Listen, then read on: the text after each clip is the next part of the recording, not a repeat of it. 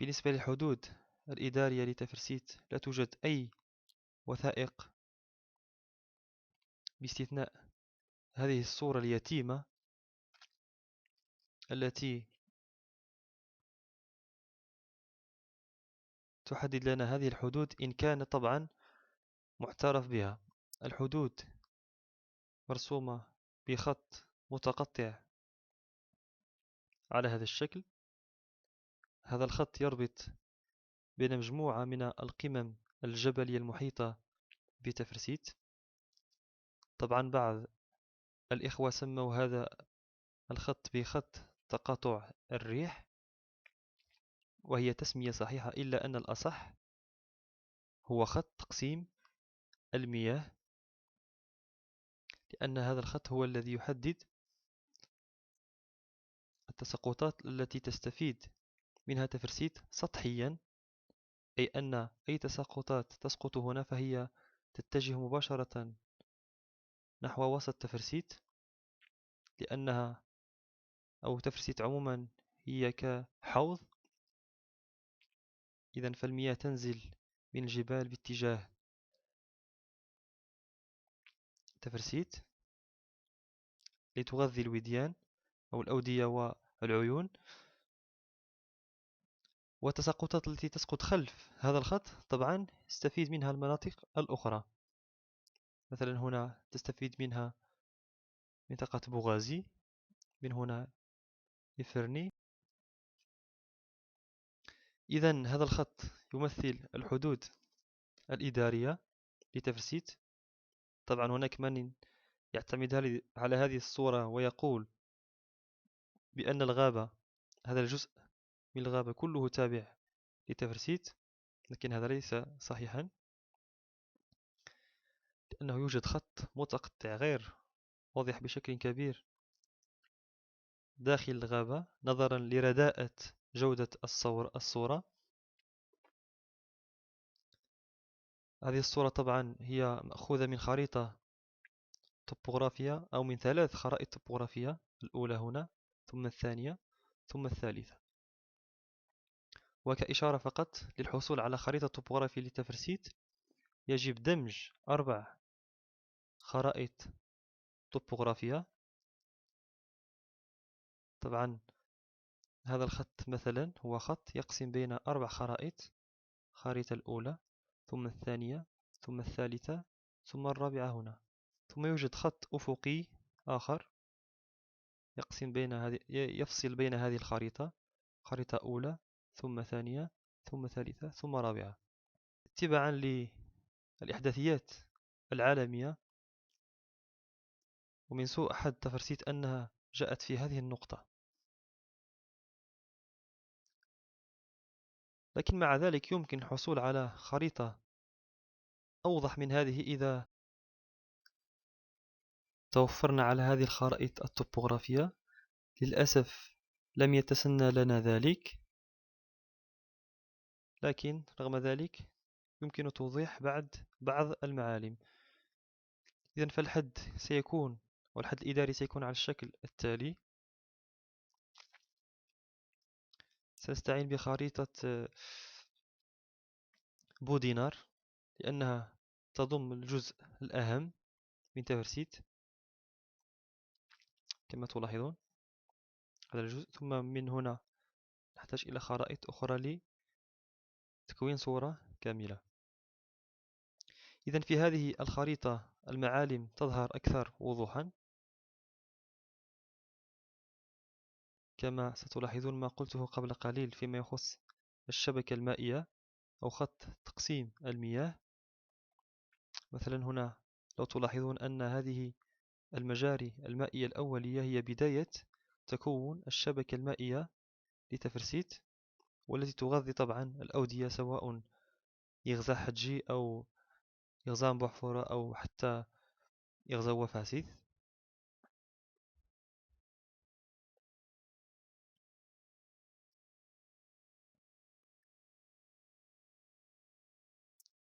هذه الشبكة المائية هي متجهة لتفرسيت، بينما ما يسقط خلف هذا الخط فتستفيد منه المناطق الأخرى. يعني أن هذا الخط هو الذي يفصل بين التوزيع المكاني للتساقطات، يعني مكان الجريان التساقطات ينظمه هذا الخط. طبعا ليس هذا هو المهم، وإنما المهم هو هذا الجزء الذي قيل بأنه سيضم إلى جماعة إيفاني. إذا الغابة هي على الشكل التالي. مساحة هذه الغابة حسب مديرية المياه والغابات ومحاربة التصحر بإقليم دريوش مساحة تبلغ 1550 هكتار.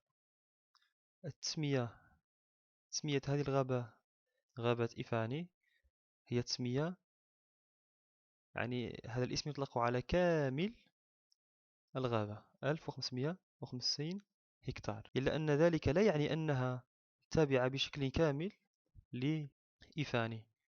يعني أن التسمية لا تدل على أن إيفاني هي من لها كل هذه الغابة. فحسب نفس مديرية المياه والغابات، فإن غابة إفرني من حيث التسمية كما قلت تغطي غابة إفرني حوالي 1550 هكتار، منها 550 هكتار بتفرسيت. يعني أن 550 هكتار من هذه الغابة هي موجودة في تراب تفرسيت، رغم أن التسمية تسمى غابة إفرني.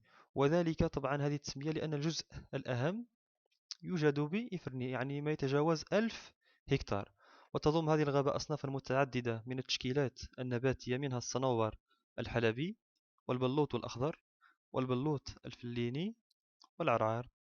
مصدر هذه المعطيات طبعا من بحث حول المؤهلات السياحية بتفرسيت من إنجاز أحد أبناء تفرسيت. والمصدر كما تلاحظون المديرية الإقليمية للمياه والغابات ومحاربة التصحر بدريوش. إذن فالتسمية طبعا تسمى غابة إفرني، لكن الحدود تفصل الغابة إلى قسمين، قسم لتفرسيت وجزء آخر لإيفاني. بالنسبة لهذا الجبل أزرمحري كما هو معروف منذ أجيال لدى ساكنة تفرسيت أنه جبل تفرسيتي ولا نقاش في ذلك. لكن مؤخرا قيل بأن هذا الجبل أيضا سيضم إلى إفرني، بينما كل العوامل التاريخية والبشرية وحتى الحدود التي وضعتها الطبيعة من خلال خط تقسيم المياه تبين بأن أزرمحري يتبع لتفرسيت. سنلاحظ ذلك بشكل أوضح. فهذه أو حتى خلف أزرمحري التساقطات التي تسقط هنا فجريانها لا يتجه نحو إفرني وإنما نحو تفرسيت. هذه هي المجاري الأولية خلف أزرمحري، طبعا تنزل من هنا وتغذي واد بحفورة.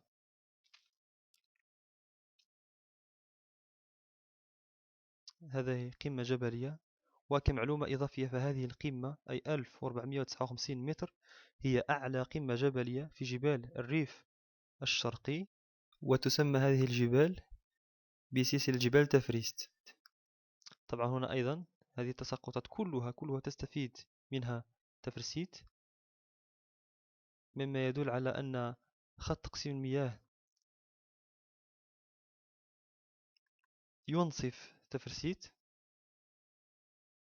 حتى أن هذا الخط لم أو تنازل عن بعض المجاري الأولية. طبعا قمنا برسم هذه الشبكة المائية وتتبعها، وهي كالتالي. طبعا بداية تشكيل الجريان السطحي بتفرسيت يبدأ انطلاقا من هذا الخط،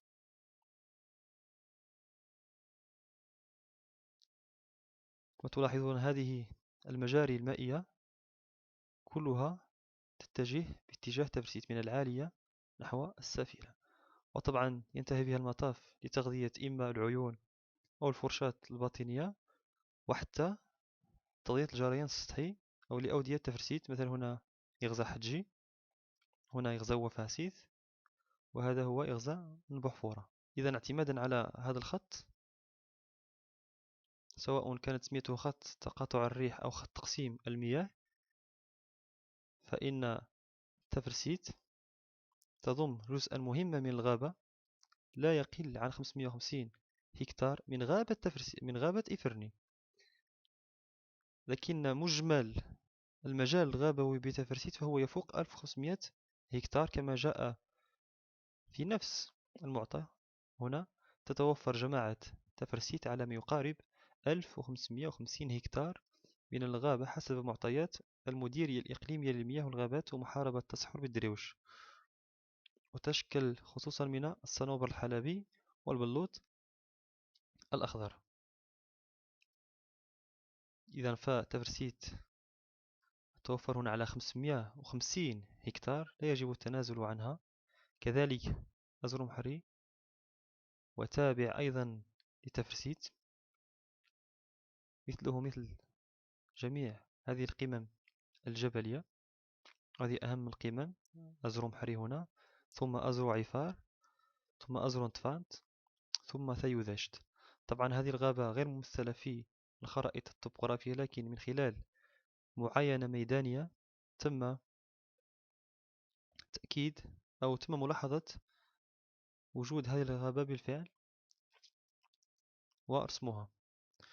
توجد أيضا غابة هنا أو جزء غابوي هنا خلف أزرونتفانت، لكن لم نتوفر على المعطيات ولو بشكل تقريبي لرسمها، لذلك لم ترسم. إذا فالخريطة التفسيرية هي على الشكل التالي، على الأقل من الناحية الطبيعية.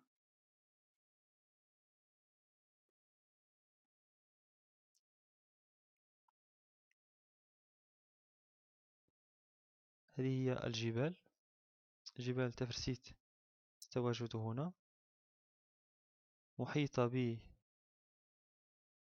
بتفرسيت من كل الاتجاهات باستثناء هذه الجهة التي تعتبر منطقة سهلية. ثم الهضاب توجد في وسط تفرسيت وتربط، وهي كحلقة انتقالية من جبال الحوا المجال السهلي السوري على الشكل التالي مثل بالنقط هنا.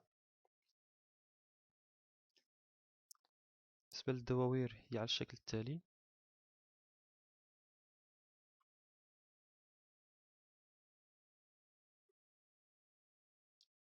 هنا المركز حمودة، هنا بوحيدوس، ياززوقن، أيت يوسف، إغمان، بوحفورة، إيماجان، أيت شيتا، أيت مدين، وأيت يارور.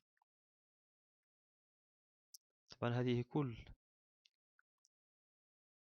مداشير تفرسيت أو الدواوير.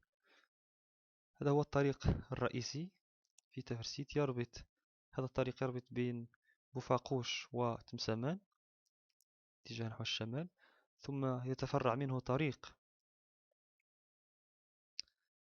رابط بين بنطيب وتفرسيت، ثم أخرى رابطة بين ميظار وتفرسيت. طبعا هناك طريق آخر معبد يمر من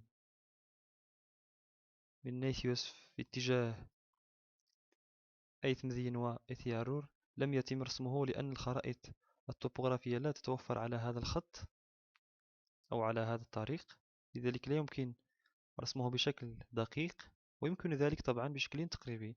أيضا توجد مجموعة من المسالك الثانوية طبعا، كطريق ثوراث الذي يربط بوحيدوس بهذه الطريق المتجه نحو بنطيب، ثم يمكن أن يصل إلى غاية إرزقن ومنه إلى بن يوسف أو أيت يوسف.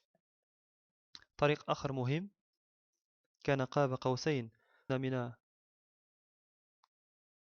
التهيئة والذي يربط بين مركز تفرسيت مرورا ببحفرة وإمجان ووصولا إلى غاية فان. هذا الطريق كان إن تم انتهاء الأشغال مهما جدا، لكن تم الإجهاز على هذا المشروع لأسباب غير معروفة. إذن هذا كل ما يخص الحدود في تفرسيت. وبالعودة للحديث عن موضوع الحدود، فاقتطاع جزء من تفرسيت لصالح إفرني هو أمر غير مبرر نظرا للمساحة الشاسعة التي تمتلكها جماعة إفرني، وتفوق بكثير مساحة تفرسيت. هذه الخريطة تمثل التقسيم الإداري في المغرب أو تقسيم الجماعات المحلية في المغرب، وكل الجماعات المحلية المغربية ممثلة في هذه الخريطة بدون استثناء.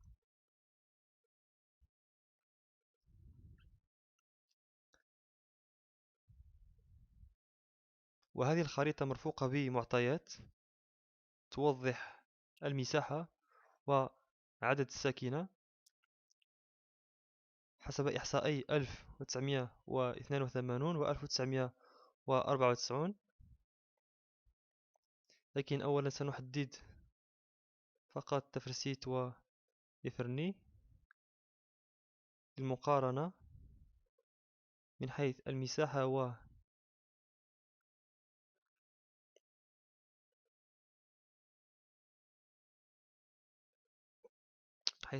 وأيضا الكثافة السكانية.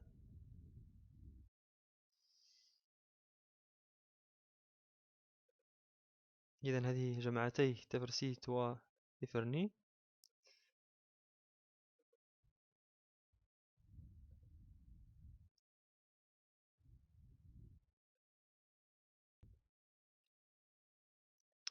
هذا هو الجدول الخاص بالمعطيات، معطيات الخريطة. كما تلاحظون هنا اسم الجماعة، جماعة إفرني ثم جماعة تفرسيت، ثم اسم العمالة، هنا le nom de commune، ثم le nom de province. طبعا كانتا تنتميان في السابق إلى عمالة الناظور، أما الآن فقد تم إحداث عمالة جديدة وفقا للتقسيم الجهوي الجديد.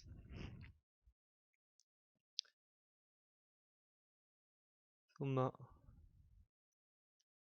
عدد الأوسار وكذلك المساحة. هنا ساكنة 1982 ثم ساكنة 1994. هنا الكثافة حسب إحصاء 82 وإحصاء كثافة حسب إحصاء 1994. كما تلاحظون فالمساحة لجماعة إفرني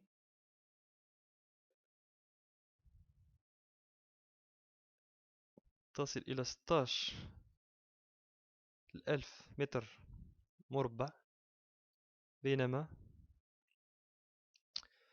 لا تتجاوز 6200 متر مربع في تفرسيت.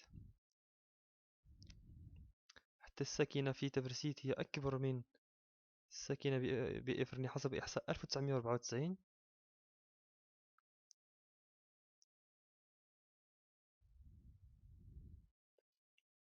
والكثافة السكانية أيضا هي أكبر من الكثافة السكانية بجامعة إفرني. يعني أن إفرني لها تقريبا نفس الساكنة، لكن مساحتها أكبر من مساحة تفرسيت. لذلك فالاقتطاع جزء من تفرسيت ليس مبررا،